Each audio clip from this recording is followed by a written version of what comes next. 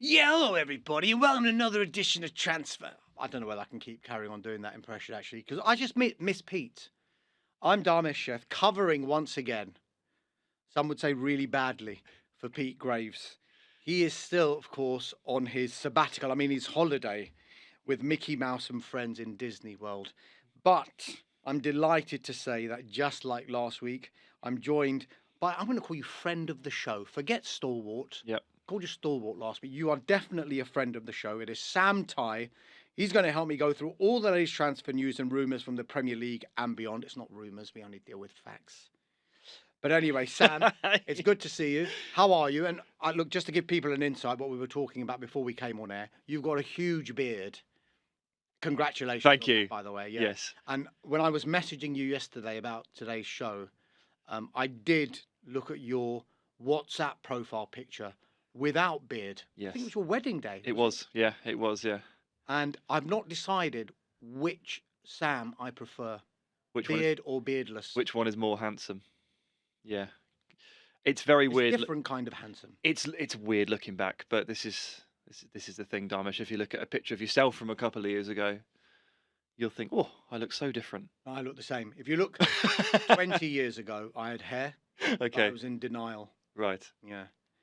I had that moment when I knew I had to shave it all off, and I was in a bar and I'd ordered a drink, and as the person who was serving me moved away, it was quite low level lighting, I caught my reflection in the mirror on the back of the bar, and the feeling I had was the feeling you have when you think you've lost your phone. Ah.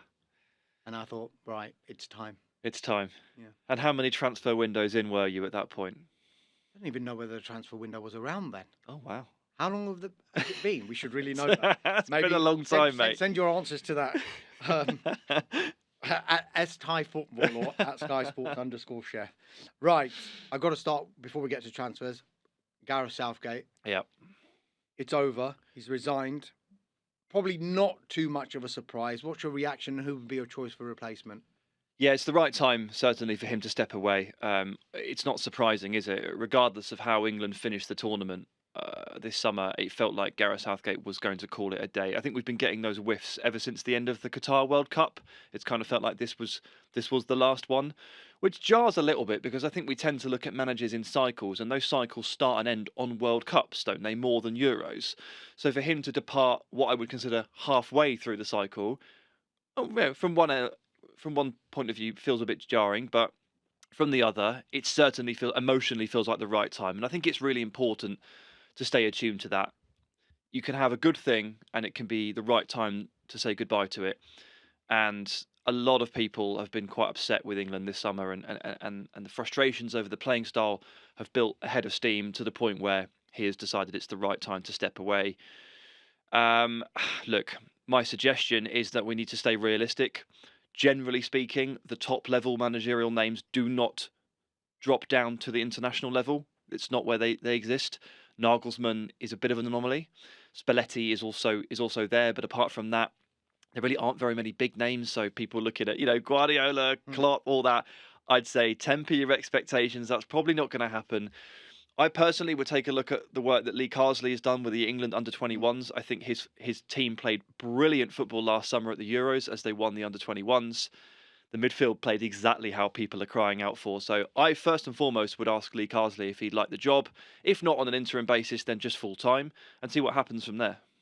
Just on the final, we don't want to go on it too much. I said in the group stages, and you can ask anyone, and I said it on the podcast as well, that it was coming home. I got really close. They got to the final. Not many people were expecting that. You predicted Spain would win it, but can I just ask very quickly when you predicted Spain would win it? I know when we spoke on the podcast last week that you said it would be England-Spain final, and you said Spain would win. So you're correct there. But when did you say Spain would win it? Well, when you asked me the question last week. Right, so not before that. So basically, we both won, really. Well, if you want to spin it that way, yeah, that's fine. Look, I put my head on the block. Yeah. From the group stage. Yeah. When everyone was doubting Southgate, everyone was doubting England, and I said, relax. Baby, calm down. And I said, it's still coming home. Before the tournament, I picked France to win it. So I was wrong in that respect. Okay. Yes. Yeah. Yeah. Right, look, it's a Transfer Talk podcast. Um, Unsurprisingly, lots of noise around a few of the Spanish players after the Euros. Let's talk first of all one of their shining lights, Nico Williams, goal scorer in the final, of course. Barcelona reportedly keen to take him to the new camp from Athletic Bilbao. That would team him up with Lamine Yamal. You can't make it up. No. But Barca might have an issue. Oh, there's a shock. With the £53 million release clause. Now, we reported earlier in the summer Chelsea admired him. I think we could probably say that every club admires Nico Williams, Yeah. but they're unlikely to pursue that move. First of all, how impressed were you by Williams? Probably a silly question, but would he be the sort of signing as well that could get Barcelona to where they feel they belong?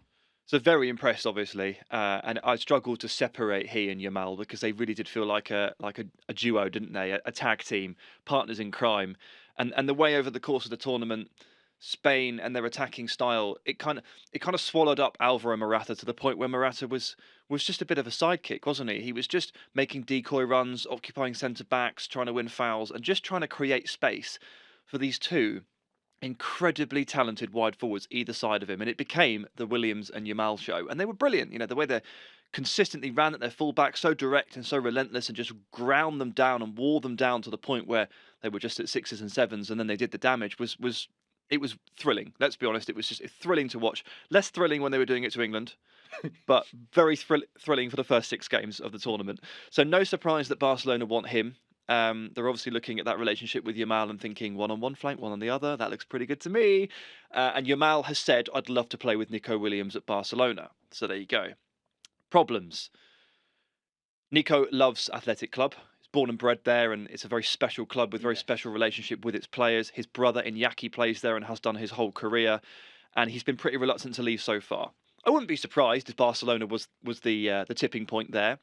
But with release clauses and with Athletic, as we know, you have to go and deposit all that money in one lump sum, and it's 50. What was it? 53. 53 mil, yeah. I mean, do Barcelona have 53 knocking around? They absolutely do not have 53 mil knocking around. I mean, they often have to struggle to register their own new signings. They're constantly playing with their finances to work this around. So this is a particularly difficult deal for them to strike, and it's also like your other question was, does it bring them back to the fore? They've already got really good wide forwards. They already have Yamal for a start. They have Rafinha, who's great, not always brilliant for Barcelona, but sometimes very good. They have Ferran Torres, who was in that Spanish squad. This is not the problem position for Barcelona. Like a number 6 and a centre back would do so much more for them than another brilliant wide forward. They'd be more entertaining, but it doesn't move the needle for them in terms of them maybe catching their rivals. I don't think so. This is them getting a little bit swept away, a little bit maybe excited.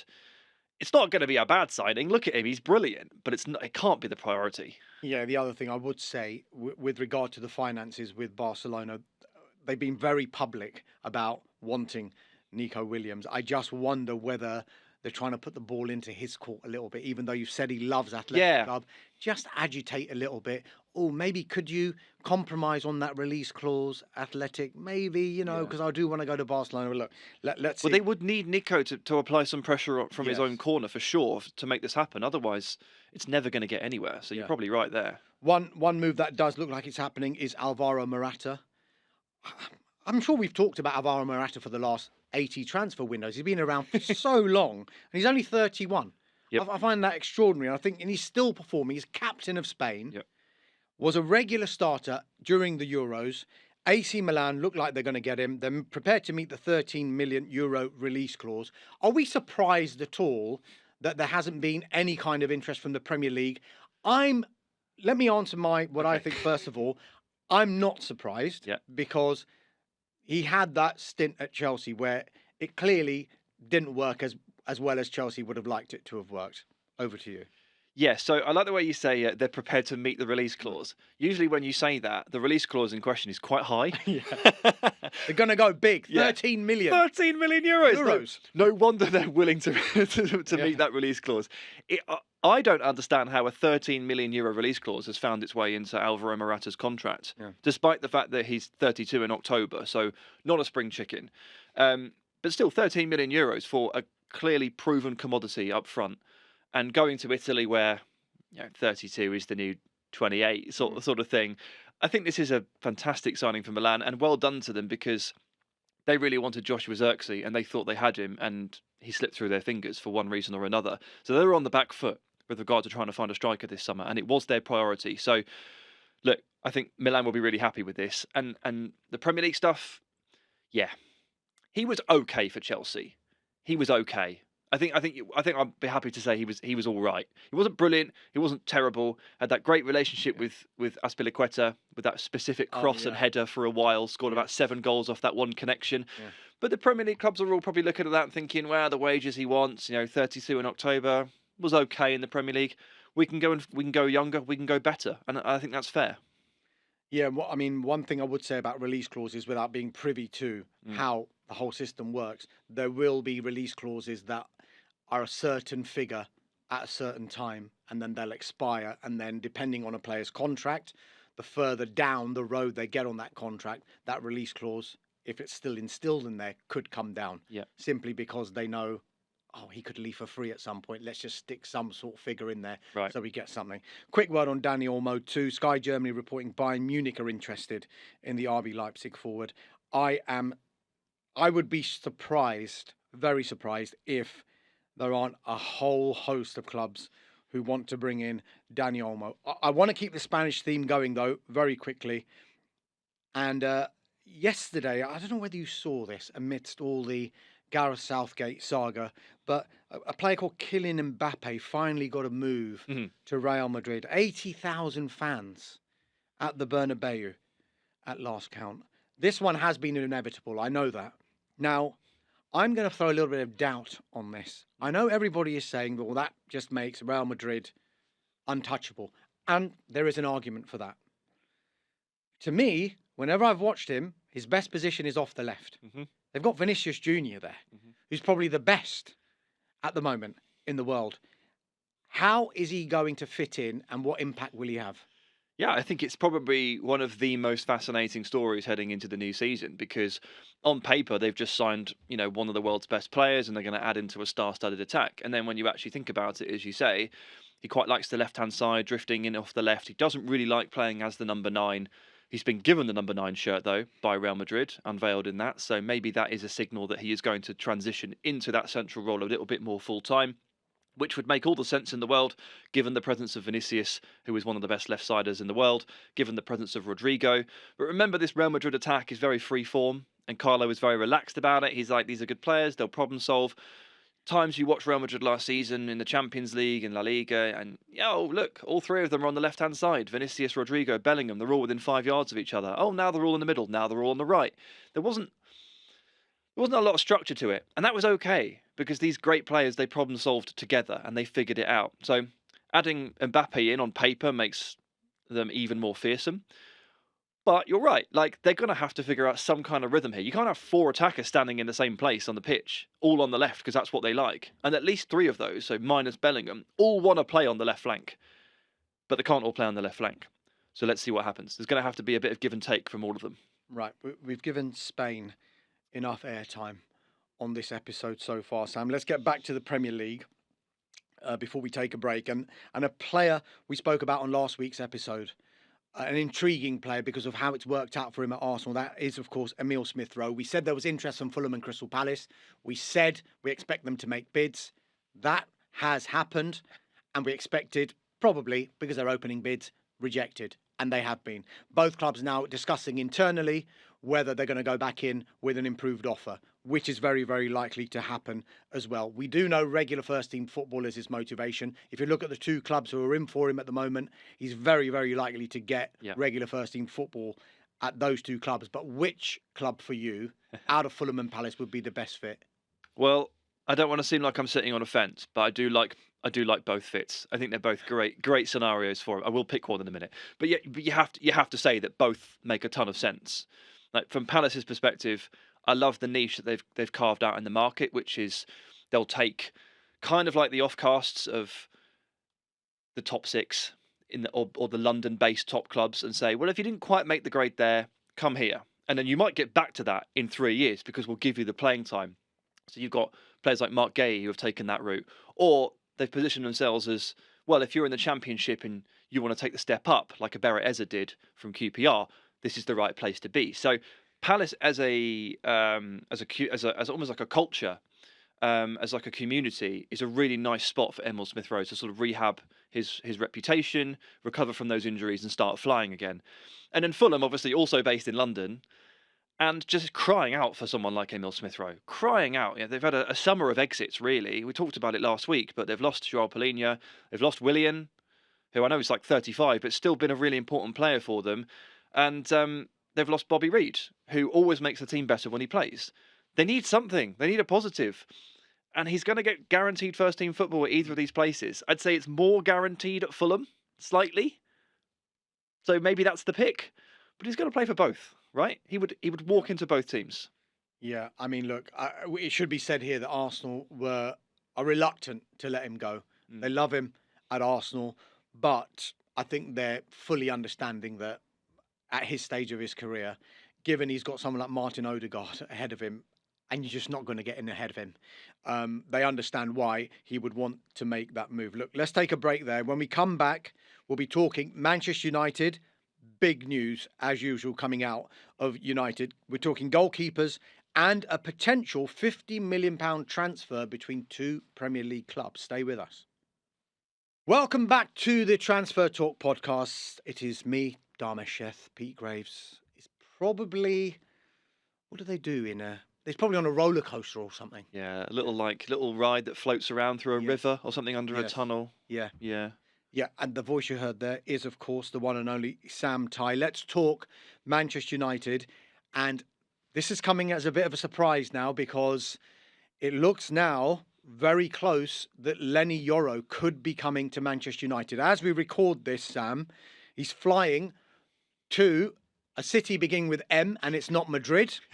It is Manchester for a medical. A deal was agreed last week between the clubs of over £50 million all in. We do know that Real Madrid appeared to be his preference, but they were not getting anywhere near what Lille were after. And I'm a little bit surprised, because he could have waited and signed a pre-contract agreement in 5 months' time. But it seems that United, having agreed with Lille and spoken to him and his representatives, they've convinced him of the project. So still a bit of work to do, I'm told, on this. But United looking increasingly confident that they can sign the generational talent that we talked about last week. And just talking about him, if he was to join, given the personnel that they have there at the moment, how would you see him fitting in? So first of all, let's just recap a little bit of last week, because I'll probably just take this opportunity to pour a little bit more praise on Lenny Yoro. He is fantastic. As young centre-backs go, just brilliant. It has pretty much every tool in the locker, albeit at a very early age, 18 years of age. Like, we have to temper expectations a little bit.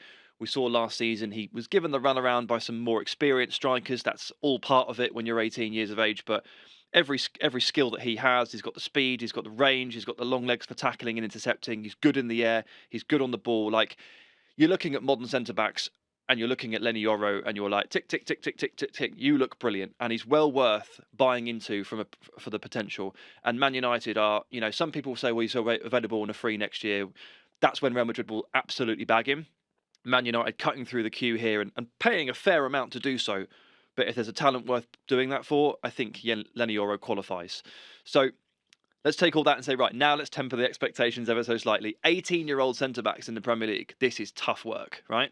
You can't just expect Lenny Yoro to walk in and just like William Saliba the Premier League. In fact, when Saliba was 18 years of age, when he was Yoro's age, he was probably on his first of several loans back to France to impress with Marseille and other teams. So not going to be a 38-game starter. Still potentially a good idea to buy another centre-back to help work him into the system, take him in and out of the team. But on paper, he and Lisandro Martinez as a left and right foot combo, I like it a lot. It is athletic, it is aggressive, it has enough height thanks to Yoro. It works. Right, I want to pick up on what you said there. It would be a good idea if Manchester United brought in another centre-back. Yes. And you mentioned the P word with Yoro. As much as you're saying he's amazing, potential. Yes. 18 years old. So with all of that in mind, we're also told that Jared Branthwaite, Matthijs de Ligt still remain options for United, but it's going to depend on squad space and it's going to depend on budget as the window evolves. Now, for you, which one would be a good fit? And if one of those were to arrive, would they be the partner you'd like to see for Yoro, or would they be the one that interchanges with Yoro and provided Lisandro Martinez stays fit, he's the constant? Yeah, so I think you probably have to gamble that Lisandro Martinez's fitness is going to hold up now because he's clearly such a key part of the team, and the team is so much worse when he doesn't play. So I think you have to take him, you put him in the team, and you have to build around him, and you have to pick partners for him. So Yoro, that's great. And then if you were trying to pick between the other two, as much as I think that Branthwaite would probably be a better investment longer term, De Ligt playing on the right-hand side habitually and being right-footed, I think is probably where I would go. And De Ligt is extremely experienced, and he's played for, this would be, if he were to join, his fourth super club, Ajax, Juventus, Bayern Munich, into Manchester United. Incredibly valuable stuff that he can pass on to Lenny Yoro, and they can almost share that position. And as I say that, I kind of feel bad because De Ligt is a very good player in his own right, and we're almost talking about him as like, oh, let's bring him in, and 70% of his role as a player and 30% is a mentor to the next possible super. That's actually a little bit disrespectful to De Ligt now I say it, but you've got to stock up on players and you've got to make sure that your squad is built properly. So, I mean, yeah, I'm not saying that De Ligt would be like the pick, but out of the two, I would choose him. I think financially, maybe it would be a bit more agreeable for Man United this summer. And I would certainly look to try and bolster that area outside of Yoro too and just take the pressure off a little bit. One deal that has been done, that was done over the weekend, for me, it was a little bit bizarre, the timing. 4:00 on the day that England were going to be playing Spain, but Joshua Zirkzee completed his move to Manchester United. Our producer, Matty, has called it a saga. Matty, that's not a saga. I've been there when I've been talking about a player from day one to the end of the transfer window. But look, Zirkzee's arrived. 42.5 million euros was the total cost, paid over 3 years. It's a bit more than his release clause, but it was in exchange for favourable payment terms. As I mentioned, those 3 years. You said, and you're like looking at me worried, don't expect too much too soon from Zirkzee. It's going to be a new league and a new country, etc. I get all of that. But if United do play in their 4-2-3-1, which we expect them to, who for you are in the 3 and who's the 1 and why? And is Zirkzee in there? So when I plead patience, it's on the goals front. I think Zirkzee can have a huge impact for Man United in multiple ways, but not necessarily putting the ball in the back of the net immediately. That's the adaptation, because what we saw from him at Bologna was that he was actually brilliant at linking play, quite good back to goal, excellent dribbler, which leads me to believe that he might be able to function wide as well as just through the centre. And that's where I'd plead caution on the goals front. But I think he can step into the team and have an impact. Now, with regard to the 4-2-3-1, well, first of all, Højlund and Zirkzee can play as a pair, 100%. They have complementing skill sets. I think Zirkzee will drop in and Højlund will run the channels. And I think they have different profiles, and I think they can play as a pair. And there was a little bit like end of last season where it was Man United looked a bit 4-2-4 or 4-2-2-2. And I just wonder if maybe that's where United are heading. We'll see. I would still play Højlund up front. And that means that Zirkzee could drop into that deeper role in the 10. Maybe that pushes Bruno wide, but of course it depends on Rashford and Garnacho's fitness. It's good to have options. I would play them both together. I would try Zirkzee wide, genuinely. But I wouldn't displace Højlund just yet. Right, okay. Let's see how that one transpires. Look, a year or two ago, Sam, and you would have been talking about it as well with us on this very podcast. Every transfer window we thought was going to be dominated by Saudi Arabia. They're going to be spending trillions of pounds, bringing in talent from all over the world, including the Premier League. It has gone a little bit quieter since then. I think they're approaching it slightly differently this time. They're not willing to pay the big money, but they are still willing to do that for certain players. This one would, for me, be incredible if it did come off. Al Nassr want the Manchester City keeper Ederson. Now, there are reports of a 30 million euro offer being rejected, with City holding out for 50 million euro. We don't know whether it's going to go that far or whether they're going to want to spend that much money. But Pep Guardiola has always said, if a player does not want to play at this football club, then provided the deal is right, he can go. I am not going to stand in anyone's way. But if he was to leave, of any of the players in that squad to leave City, how seismic would it be if Ederson was to go, given how crucial he is to the way that they play? Yeah, so I think it's the position that clubs always dread, isn't it? When they face up to the reality of potentially losing their first choice goalkeeper. Like it's enough to give you shivers, isn't it? Because the great goalkeepers are a dime a dozen, and once you settle on one, you don't really want to say goodbye to them for a very long time. And Ederson's been a mainstay of the City team for a while, over half a decade. He's had a really good stint, but he's still clearly very, very good. So they'll be uncomfortable with this because while they may say, well, if the price is right, etc., it's never nice changing a proven commodity in goal, and particularly, as you say, one that is so good with the ball at his feet and has proven so good at what Pep Guardiola wants to coach. Now, the silver lining, I guess, is that when Ederson did miss a bit of time last season and the season before, every time Stefan Ortega stepped in, it wasn't that much of a drop-off, if any drop-off at all. And Ortega actually had some really good games at the back end of last season. He came on at Anfield and was absolutely brilliant. So they'll feel confident in him. I think some of the communication has been that they're ready for Stefan Ortega to step up and take the number 1 jersey. How much of that is true, I don't know. City will inevitably go back into the market, I would say, if Ederson leaves anyway, because they would never leave themselves short-stocked in goal. They would always go in for another one. And that opens up the question of, well, what can you do with your 50 million euros that you get for Ederson if that's the price? Good question, yeah. And the Ortega one will be interesting to see whether he would step up if Ederson was to go, of course. Another potential deal is Moussa Diaby. Now, Al Ittihad, they want him from Aston Villa. Is that good or bad news for Villa given the fee that's been talked about? We're talking over £50 million here. And do you think it's a positive potentially for someone like Jadon Philogene, who, by all accounts, wanted to go to Ipswich because he knew he would be getting regular first-team football there, but looks like he's going back to Aston Villa. Maybe now he will be getting the first-team football that he craves. You have to think that these things are linked, don't you? Jadon Philogene left Villa last summer, citing playing time, went to Hull, played loads, became attractive for a Premier League move. Ipswich bid in, Palace, Everton, interest, Aston Villa swoop in. If you look at the squad right now, you struggle to figure out where Jadon Philogene scoops up his playing time with all those players at Villa. And then if you take Moussa Diaby out of the equation and he goes to Saudi, suddenly there's a massive hole in the team ready for Jadon Philogene to step into. So these things are clearly linked. And when Philogene assessed his options and had his conversations with Aston Villa, I'm sure he was informed that Diaby was on his way to Saudi Arabia and it would open up thousands of minutes next season for him to play. And it swayed his decision. So it's great for Philogene. In terms of Diaby for Villa, look, you can argue it both ways. In one sense, it's bad news because they made a big, exciting big, exciting signing last summer. And the fact that they are comfortable moving him on suggests that it hasn't really gone how they planned. Now, a spanner in the works here was that I don't think anybody expected Leon Bailey to go supersonic in the way that he did. Bailey was an untrustworthy part of this team at this time last season. The leap he has taken has been incredible, and that has almost made Moussa Diaby expendable to everybody's surprise.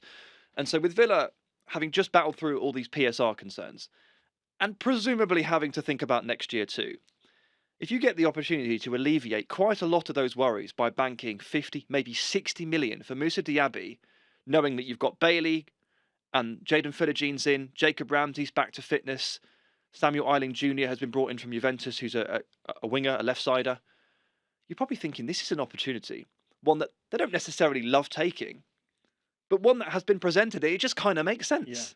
Yeah.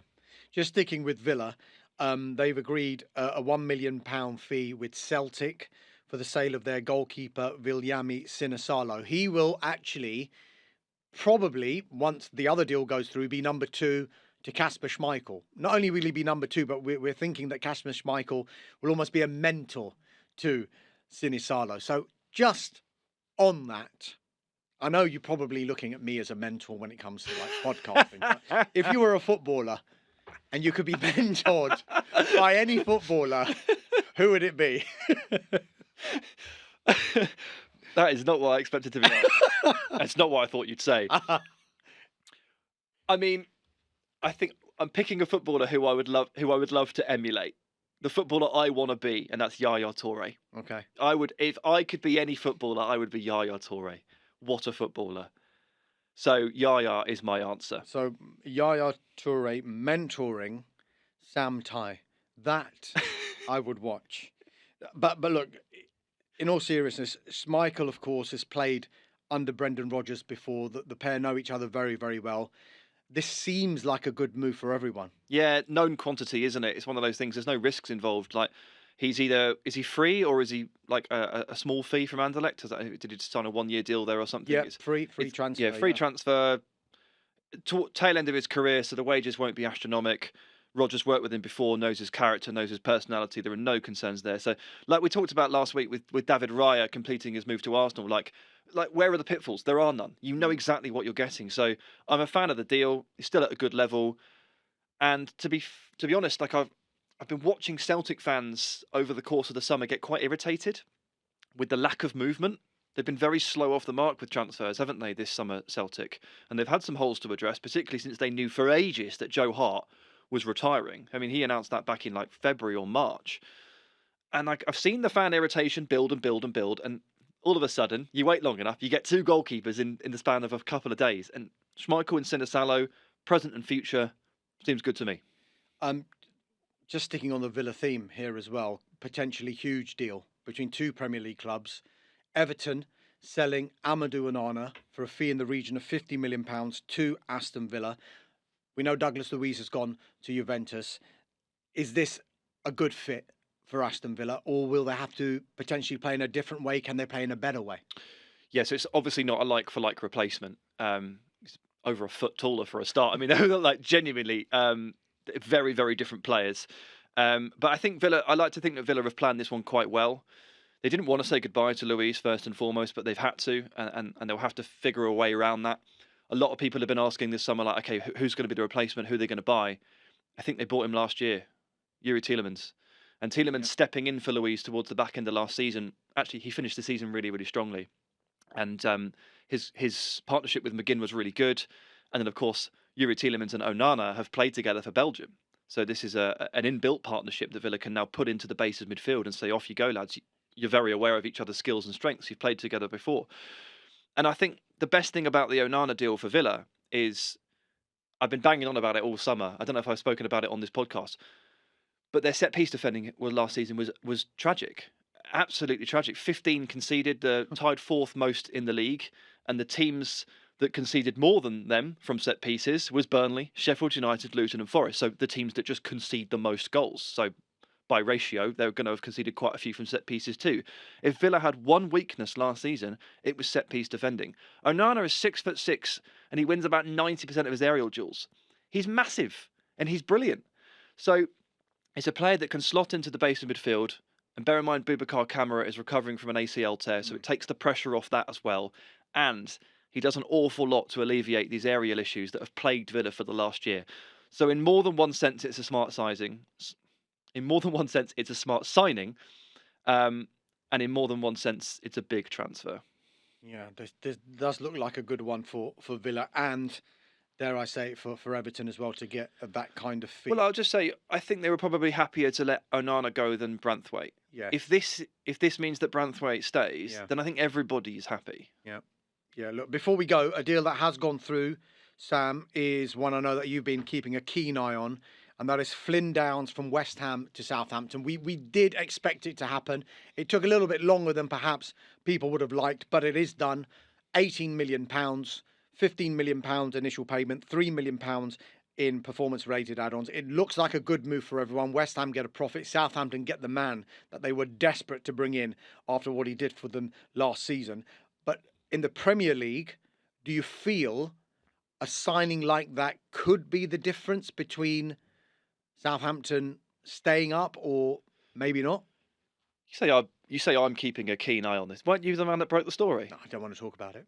You don't want to talk about it? No. It's not about you, is it, No, Dams? far from it. No, of course not. Dharmesh was the one that broke this story Oh, in stop full. it. In full, he was the one that got the confirmation. It's been in the offing for a while, as you know, but All right, don't pay it down. Dharmesh got the. Oh wait, it's about you. Okay, cool.